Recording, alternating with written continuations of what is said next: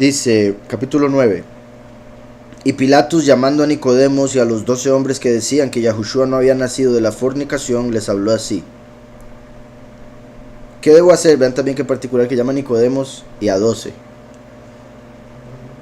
Con lo que hablaba ahora, ¿verdad? Porque era Yahushua y sus 12 discípulos. Ahora está Nicodemos y otros 12 que creen en Mashiach. Y a los 12 hombres que decían que Yahushua no había nacido de la fornicación, les habló así: ¿qué debo hacer ante la sedición que ha estallado entre la gente? Respondieron: no sabemos. ¿Tú para qué lo llamé? ¿Verdad? Y obviamente, imagínense la situación, qué difícil. Son los líderes y están engañando a todo el pueblo. Pilatos tratando de salvarlos, estos 12 tratando de, y Nicodemos también, pero la gente no quiere. No sabemos, ellos responderán por ella. Ellos responderán por ella. Y Pilatos, convocando de nuevo a la muchedumbre, dijo a los Yehudim: ¿sabéis que, según la costumbre, en la fiesta de Matzot, os concedo el favor de soltar a un preso? Ahora encarcelado tengo un asesino notorio, que se llama Barrabá. Y este Yahushua, también, que está parado ante vosotros, en quien no encuentro nada que merezca la muerte. ¿A cuál de los dos queréis que os suelte? Aquí ponen Barrabá, que en ese caso sería hijo de la multiplicación o de multitud, que también se podría ver como el hijo que siguen los muchos, en vez de Mashiach Yahushua. Pero cuando hemos hablado, ¿verdad?, de Bar-Abá, así sería hijo del Padre. Entonces está diciendo, tengo aquí al hijo del Padre y tengo aquí al otro hijo del Padre. Dos padres diferentes claramente, pero el punto es que aquí Pilatos está haciendo el cumplimiento de lo que se hacía en el ritual de Yom Kippur, de traer dos machos cabríos idénticos, ¿verdad? Que se vieran muy parecidos el uno al otro, y se tiraban suertes, y uno se sacrificaba para Yahweh y el otro se enviaba al desierto para Azazel. Entonces vean qué interesante que algo de Yom Kippur, que es dentro de unos pocos días, aquí se estaba cumpliendo en la fiesta de Pesach, de Matzot. Y es porque Yahushua cumplió el cordero de Pesach y cumplió ser el macho cabrío de Yom Kippur. Porque en Yom Kippur habían 3 sacrificios, que eran el macho cabrío, el becerro y el carnero. Había otro macho cabrío que era liberado para Azazel. Ese no se sacrificaba, pero después los judíos dijeron, para que no se devuelva con los pecados, porque había que poner todos los pecados sobre la cabeza de él, para que no se devuelva con los pecados del pueblo, lo tiran de un guindo. Entonces al final lo estaban matando, cosa que la escritura no dijo. Entonces estaban haciendo un sacrificio para Azazel. Entonces, 2 machos cabríos, aquí se está dando eso. Después queda el becerro y el carnero, que son los 2 testigos. Testigo como Moshe, que viene de Efraín, por ende un becerro, y Eliyahu como el carnero. Uno es Olá y el otro Shelamim, o sea, uno es sacrificio todavía por pecados y el otro en paz, ya cuando se recibió la paz con el Padre. Recuerden que la sangre en Yom Kippur, la sangre del macho cabrío que sacrificaban, se mantenía en una olla y había un sacerdote que la mantenía moviendo para que no se coagulara. Y después, cuando sacrificaban al becerro, se traía la sangre del becerro y se mezclaba la sangre de los 2 animales, y después esa era la que se usaba para el perdón de los pecados de los sacerdotes y del pueblo. Entonces por eso eran 2 animales, para pagar por los pecados de los sacerdotes y o sea, del Cohen Gadol y su familia, y por el pueblo. Entonces son los sacrificios del primero y el último, que son para salvar a todos, los pocos y los muchos, el pueblo de Israel y los gentiles, y se unen al final como su sangre se unía. Barrabás aquí en la concordancia aparece como hijo del Padre. Bar, aquí ponen la segunda palabra, viene de Abactá. Abactá, dado por el poderoso. Una de las traducciones dice que se llamaba Yeshua, Barabá. Entonces tras de eso tenía un nombre parecido. La salvación, hijo del Padre, y el otro, la salvación de Yahweh, el hijo del Padre. Entonces dice, sabéis que según la costumbre en la fiesta de pan sin levadura. Entonces vean que es sorprendente lo que es el Padre, que tenían una costumbre, no era una ley, era una costumbre de los romanos, de soltarles a los judíos por su fiesta un preso. Tomen, uno de su pueblo. Pero Yahweh hizo que pasara, y en la fiesta, para que se cumpliera lo de Yom Kippur, cuando se trae 2 machos cabríos, uno para Yahweh y el otro libre.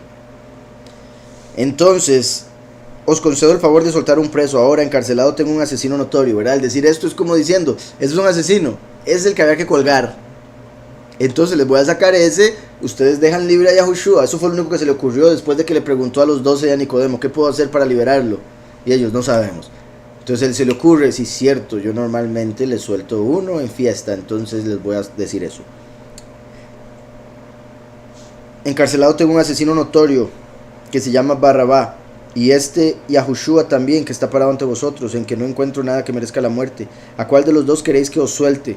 Y todos respondieron a voz en grito, suéltanos a Barrabá. Pilatus repuso, ¿qué haré pues de Yahushua llamado Mashiach? Y exclamaron todos los Yehudim, sea colgado.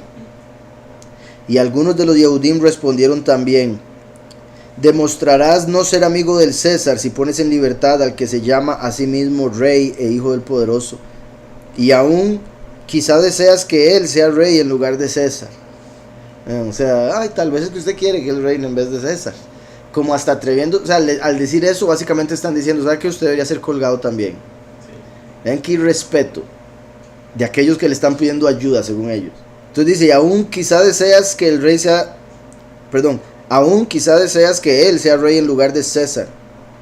Entonces Pilatus montó en cólera y les dijo a los Yehudim, siempre habéis sido una raza sediciosa y os habéis opuesto a los que estaban por vosotros. Qué duro, ¿verdad? O sea, ya tenían la fama, siempre la misma cosa, rebelándose y poniéndose en contra de ustedes mismos. Y vea qué triste, y hasta puede ser parte de, porque esto sucede mucho en el pueblo latino y en los negros, ahí en Estados Unidos, que siempre es, o sea, es como los de afuera, wow, los extranjeros, wow, pero entre nosotros, ay, no, bombeta, no, esto no sirve para nada, no hay que cara, ¿verdad? En Estados Unidos se habla mucho de que los blancos son unos asesinos, unos racistas, pero las estadísticas muestran que la mayoría de las muertes entre los negros son por negros. Y es por la cultura que se lleva, también por lo que se les ha programado, por los barrios en los que viven, pero también tiene que ver con el pueblo del que venimos, que tiene esa inclinación a esto, tristemente.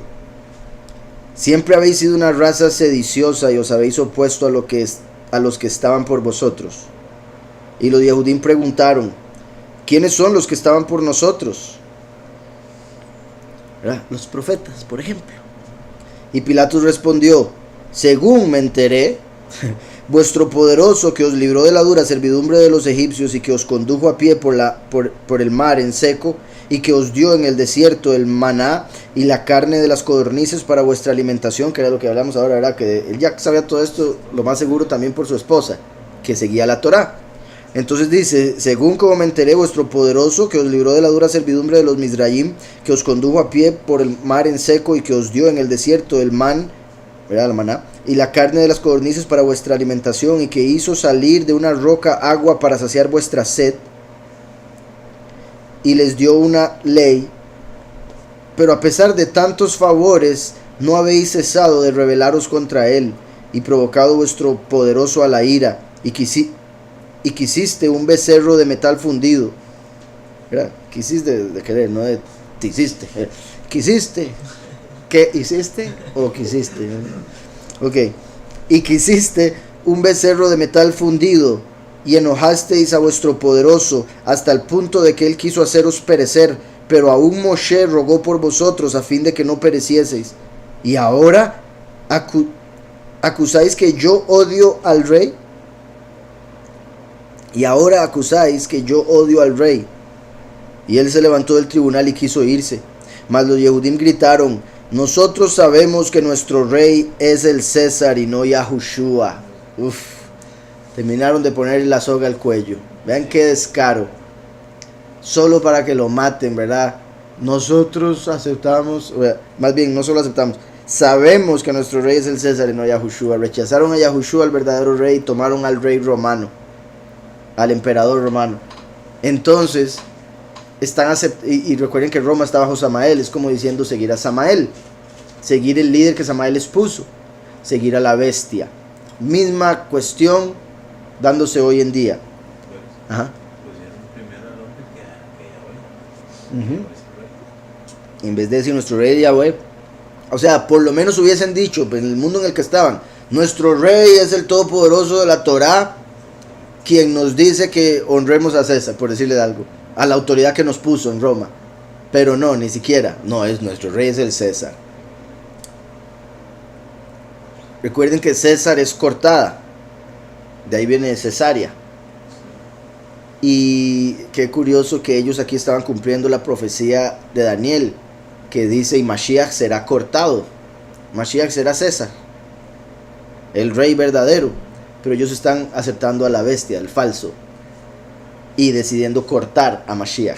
Ustedes están en contra de su poderoso y acusándome a mí de estar en contra de un hombre, mi jefe, el jefe.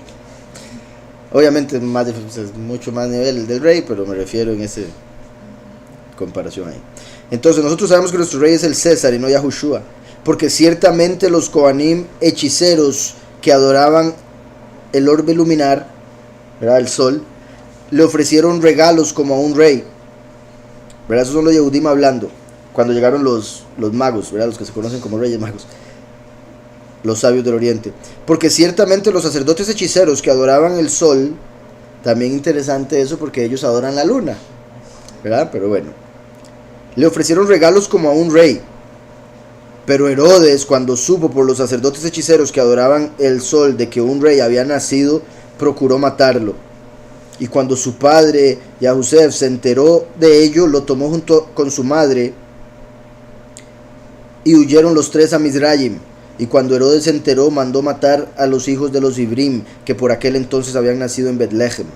Una vez más, ¿verdad?, están diciendo esta historia mostrando que sabían de eso. Entonces están una vez más dando testimonio en contra de sí mismos. Al oír estas palabras, Pilato se aterrorizó.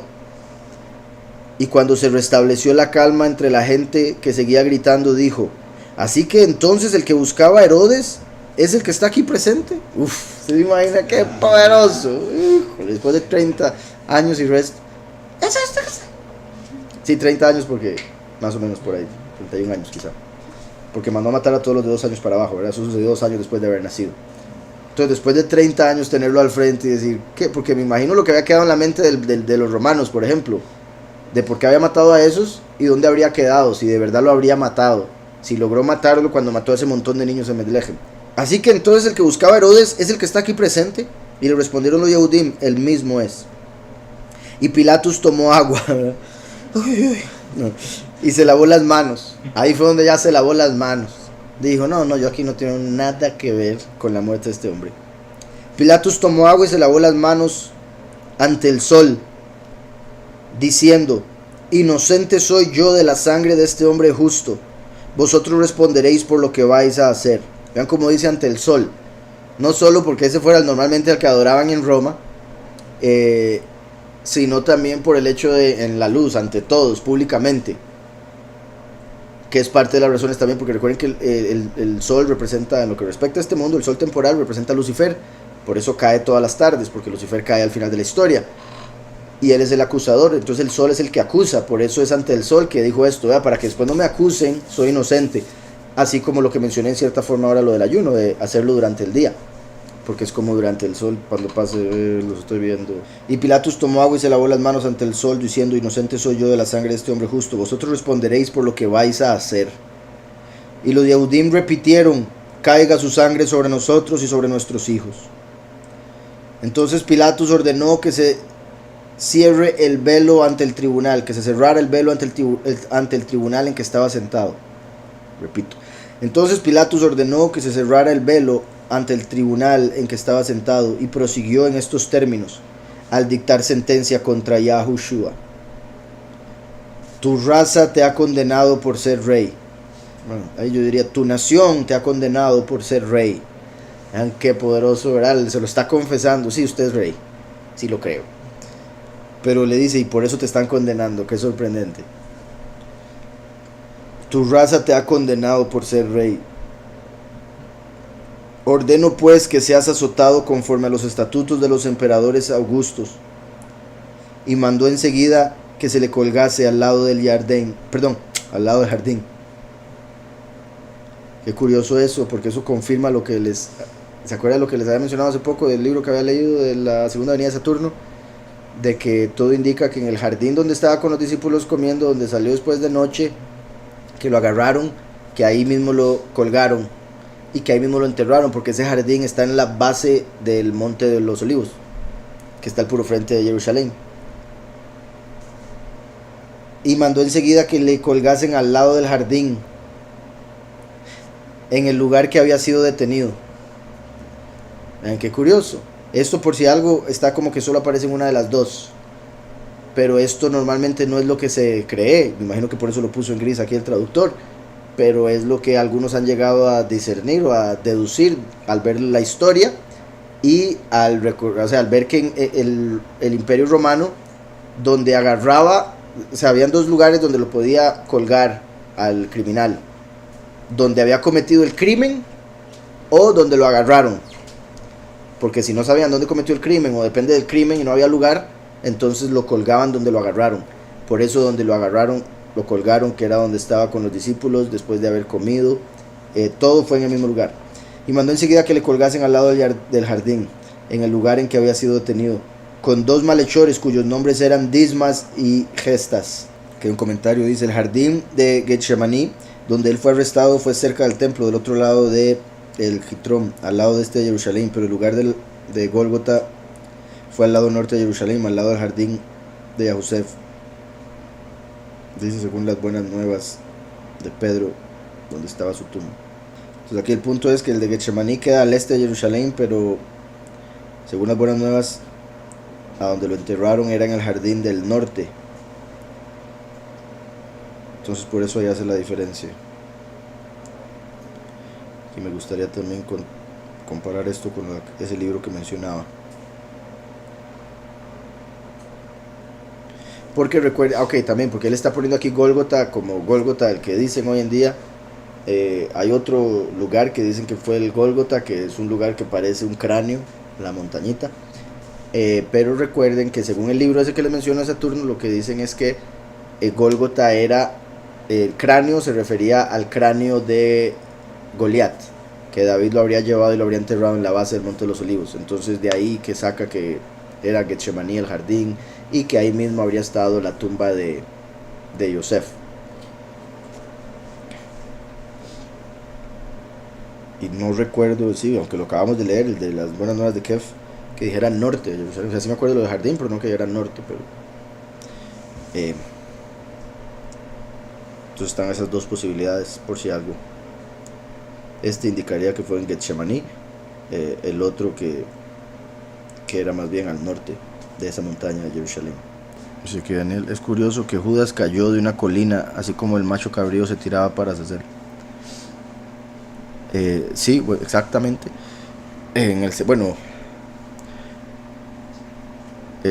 Sí, él se colgó. Y como les he dicho, las dos posibilidades, bueno, lo que se dice es que como se habría colgado en Jerusalén y no podía haber un cuerpo en Jerusalén durante las fiestas, lo descolgaron y lo tiraron del muro de Jerusalén, entonces se cayó y ahí se reventó. De no haber sido eso lo que pasó, que siento que es lo que tiene más lógica, lo otro sería que del mismo calor, después de haberse colgado, eventualmente se hinchó su cuerpo y se reventó.